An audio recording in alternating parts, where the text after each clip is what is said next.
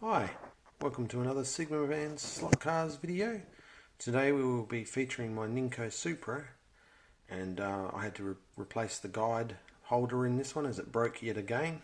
This is the fourth time I fixed it, and I'll show you what I did and what I used. Let's take the body off and have a look inside. Okay, so in there you can see a round guide repair, and it's actually this thing here which I featured in another video, and it is a Wasp slot car parts slotted guide conversion for Carrera slot cars. But being in need to repair this one again and finding something strong, I had a quick look, thought yep, that'll fit, and sure enough I removed the tangs and I put just a little groove into the guide over here to fit around the body post, and in it went. So it was very easy, very straightforward. I used 5-minute araldite. The only thing I had to do underneath the car was, because the car the mount doesn't sit flush on this car, I had to laminate in a couple of 20 thou bits of evergreen sheet styrene just to bring the guide down a bit. And you can see them there, that's the white thing you can see in the video. And yes, it's a slotting plus sprung guide.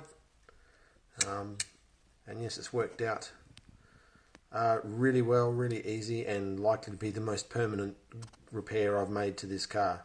Everything else has failed so far. I've tried bean-over slotted guide conversions and lumps of plastic of my own and other odds and ends, and they've never lasted. This shows plenty of promise. Just another little quick tip down the back here.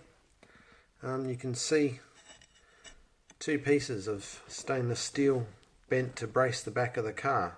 If you're converting Ninco cars to run on timber without a magnet, as this car does, this is absolutely essential, as these cars get what's known as the Ninco hop, which is simply the back wheel bouncing up and down as the axle flexes between the motor and the tyres. It literally goes up and down just like a real car and axle tramps. So it's two pieces of stainless steel wire, which you can see, which are bent to shape, one at the drive end, one at the can end, and they are 5-minute araldited in.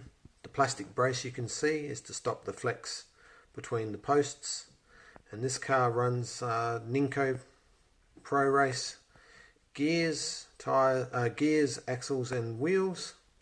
The ratio is about, I think it's 1132 or 1133. With the Ninco Elantra wheels, I think. It runs slotted N22 tyres, 20 by 11, and it's got slotted plastic front wheels with their tiny little rubber band tyres for the front. I've yet to put this back on a timber track and race it. It has no ballast in it yet, but can't imagine it'll need too much. We'll wait and see how it goes. Thank you for watching, and